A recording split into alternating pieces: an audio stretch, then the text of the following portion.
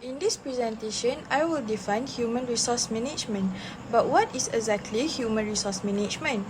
Human resource management refers to the process of recruiting, choosing, and introducing new employees, as well as providing orientation, training, and development, evaluating employee performance, deciding on benefits and pays, motivating staff, and maintaining proper employee relations. Human resource manager also develop and implement policies and procedures to protect employee safety. The HRM team is responsible for ensuring that federal and state laws are followed in order to protect employees' private information, their physical safety, and their mental and emotional well-being. Human resource management is also utilized by organizations of all sizes and industries to keep operations running smoothly and efficiently. The different classification of job in the Malaysian Public Service. The Malaysian Public Service is categorized into several job groups and job classifications. These classifications are based on the nature of work, the possibilities and level of authorities. Here are some of the job classification in the Malaysian Public Service. First, management and professional groups. This group includes positions that require specialized knowledge and expertise in areas such as finance, human resources, law, engineering, and information technology. Next, support group. This group includes positions that provide administrative support and service to the various departments and agencies in the public service. Examples of positions in this group include office assistants. Technical groups. This group includes positions that require technical skills and knowledge in areas, for the example, engineering and technologies. Operational group. This group includes positions that involve manual or operational works, such as drivers and general workers. Education groups. This group includes positions in the education sector, such as teacher, lecturer, and education officers. Medical and health groups. This group includes positions in the medical and health sector, such as doctor, nurses, and medical assistant. Enforcement groups. This group includes positions that are responsible for maintaining law and order. For the example, police officers and immigration officers. And now I'm going to explain about the service and grades in the Malaysian public service. Firstly, the top management group. The top management group is the top level, which is the premier grade C and higher makeup in this group. And the qualified management and professional groups promotional grade from the top management group is the service group that made up of strategic posts. Secondly, the management and professional group. It is a service group, a service plan with a bachelor's degree or other higher qualification that has been approved by the government as the entry requirement. For this group, it is for grades 41 until the 56. Thirdly, the support group.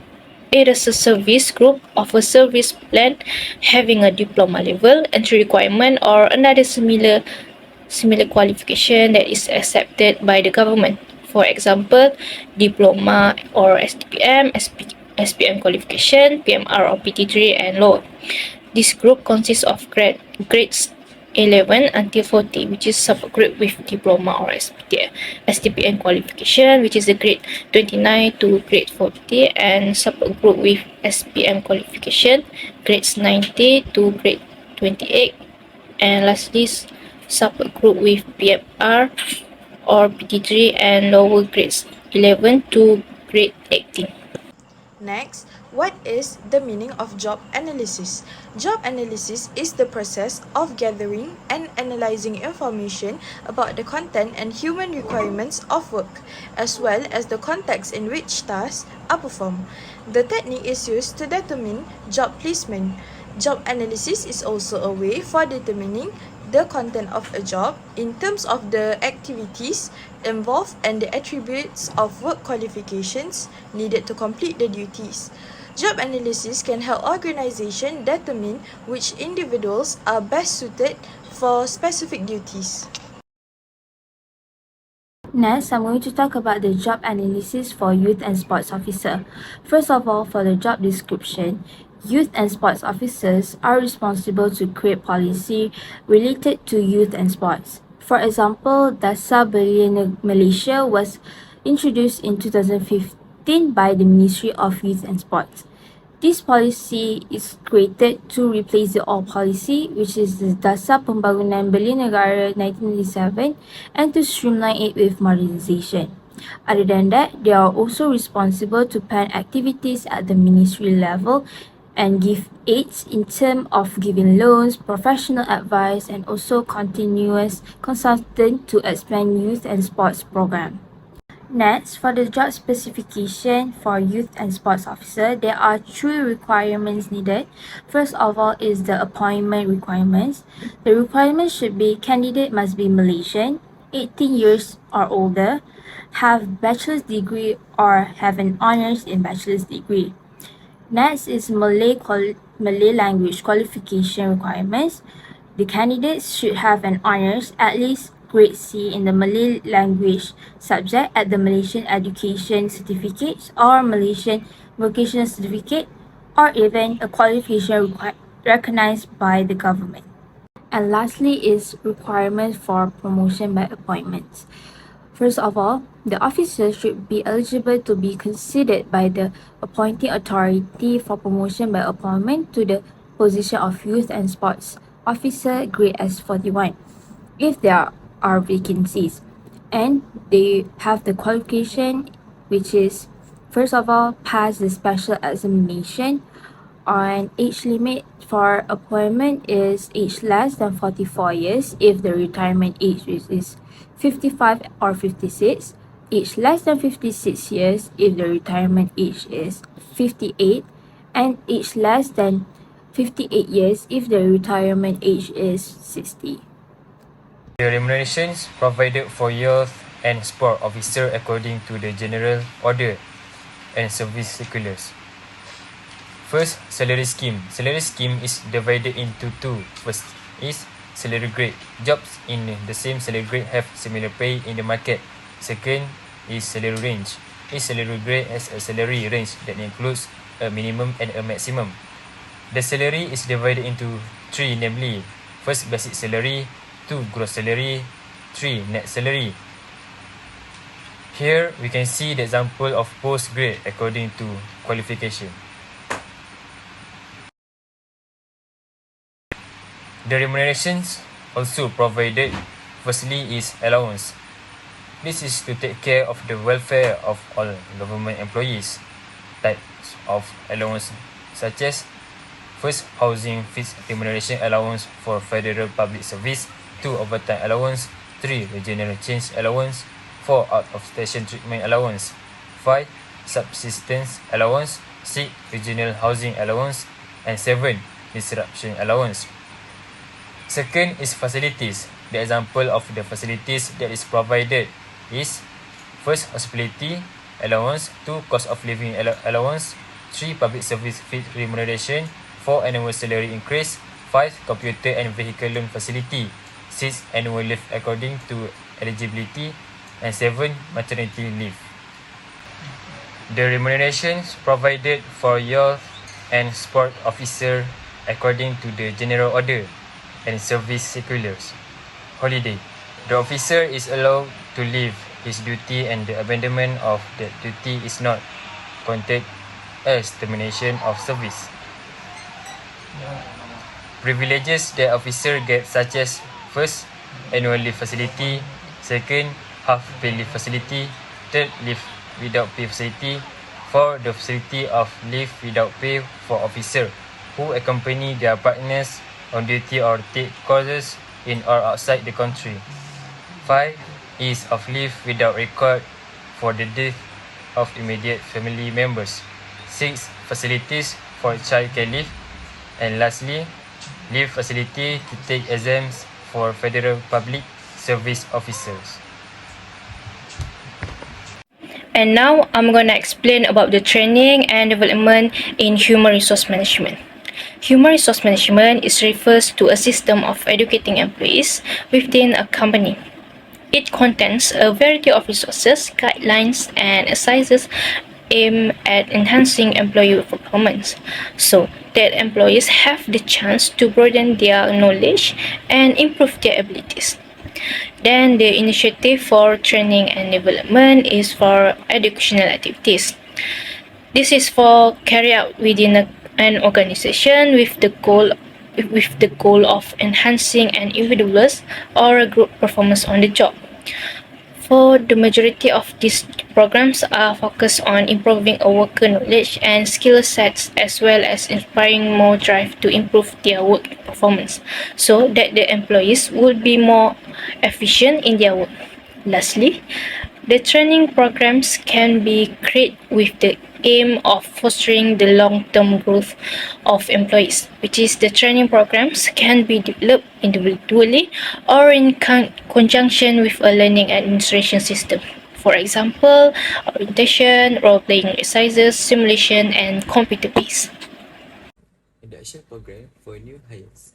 Induction is the process for welcoming newly recruited employees and supporting them to adjust to their new roles and working environments. So you could see this timetable for new hires. This program will be held for 5 days starting on July 5th until 9th. This 5 day, the process of the new employees to train themselves and they will learn about the scope of work, how to communicate and how to manage problem well. So in conclusion, the main purpose of the induction process is to provide new hires with knowledge and understanding of the new employment. It also serves as an introduction to the organization. So an effective induction program benefit both the organization and training program for youth and sport officer. Customer service training programs. This training program is designed to help employees develop the skill and knowledge necessary to provide excellent customer service. The program covers topics like effective communication and conflict resolution. These skills are especially important for customer facing. Next, leadership development program. This program is designed to train employees who are being prepared for leadership position. The program may include topics like communication, motivation, decision making, and strategy planning. These skills are especially important for managers, supervisors, and team leaders who are responsible for guiding and motivating their team members to achieve organizational goals. Furthermore, I'm going to talk about discipline. What is discipline? Discipline is producing controlled performance which involve the regulation and modulation of man's activity. The purpose is to encourage employee to comply with established job performance standards and behavior that is appropriate and safe at work. Other than that, for those who follow the rules and standard are often rewarded with praise, safety, and often promotions. However, for those who does not comply with rules and standards of the organization, they can be punished in a way to clearly teach what is acceptable performance and behavior. Most of the people in the organization agree that this would maintain the order and the safety of everyone in a legitimate way. And now I'm going to explain about the disciplinary procedure in Indonesia Public Services. Firstly, related legislation and information. The applicable law, rules, codes of conduct, and employment contracts must be complied with in all disciplinary and termination of service action. Then, a few of the pertinent materials to guide disciplinary proceedings are: first one is General Order 1973, Chapter A, Employment Act 1955, and a service contract. Secondly, circular. A circular is a set of rules or a reminder for mission public servants' behavior that is periodically generated and distributed to personnel for their reference to the behavior of the government employees. The circular is also known as Perkeliling Perkhidmatan Awam, Surat Perkeliling Perkhidmatan Awam. Then guidelines on disciplinary action. In the public sector, the use of disciplinary action is based on a set of rules and guidelines that have been precisely specified. The related regulation are Public Service Regulation, Public Sector Disciplinary Board Rules and Regulation 1993, guidelines that exist to facilitate and manage the process should disciplinary action be taken against any public service employee. Lastly, guidelines on termination of service, which is the government may terminate an employee service given sufficient cause. However, such action must remain true to established standards and protocols.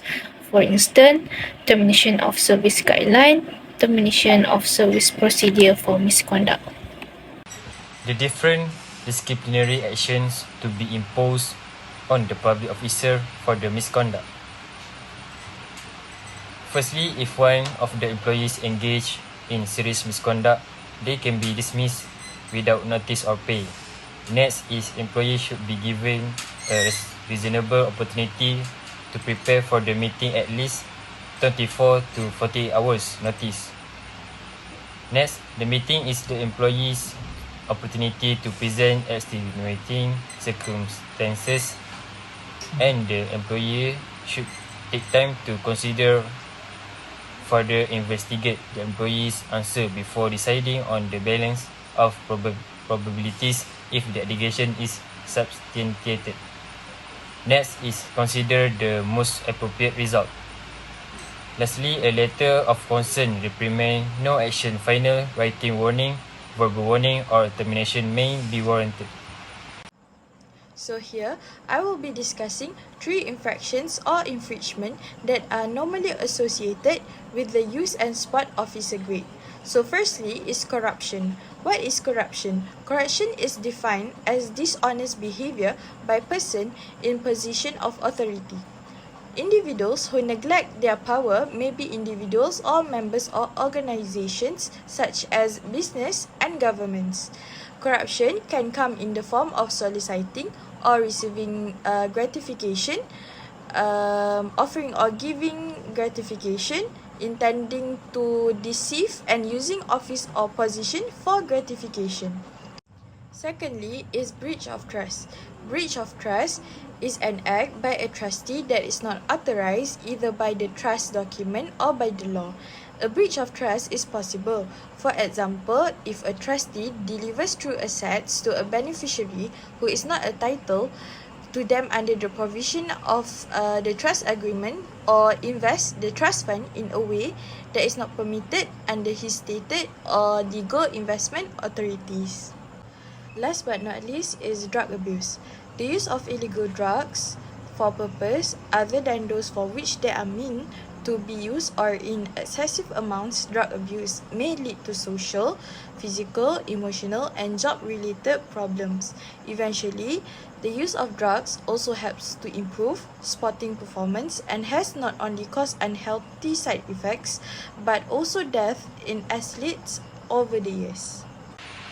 Occupational safety and health. Firstly, the discipline of preventing work-related injuries, diseases and other health hazards. Next, to improve the health and safety of workers by identifying and assessing workplace hazard, implementing controls to eliminate risk, and providing workers with education and training on safe working practices. Lastly, involved in the development and enforcement of laws, regulations, and standards governing occupational health and safety. Safety and health hazard associated with youth and sport officer. Firstly, physical injuries. Youth and sport officers may be involved in organizing, and coordinating sporting events or activities for young people. This event may involve physical contact or high-intensity activities, which increase the risk of physical injuries. Next, exposure to environmental hazards. Youth and sport officers may be required to work outdoor in various weather conditions. For the example, exposure to extreme weather conditions can make dehydrated. Risk of infections. Youth and sport officers may be in close contact with young people, which increase the risk of exposure to infectious disease. The officers may also be required to handle equipment or materials that are contaminated with germs or bacteria, which can cause infection if not handled properly. Lastly, I'm going to explain about the relevant preventative measures and precautions to minimize risk. First of all, to guarantee that youth and sports officers are not placing themselves or others at the danger of harm or injury, it is important to create and implement safety protocols. The protocol should include the safe use of equipment, first aid techniques, and proper conduct at sporting events. This way, if the rules are obeyed, lawsuits and accidents can be avoided.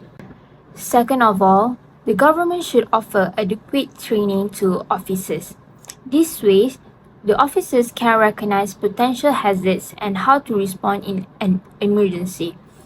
Other than that, regular training can cause the officers to become knowledgeable about safety procedures and practices. This way, in any sporting event, they can be trusted as they know what to do in case of emergency happen and other things.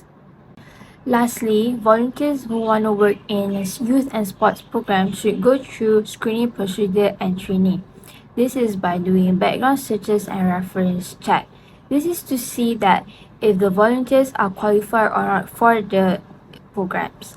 For example, contacting their old workplace.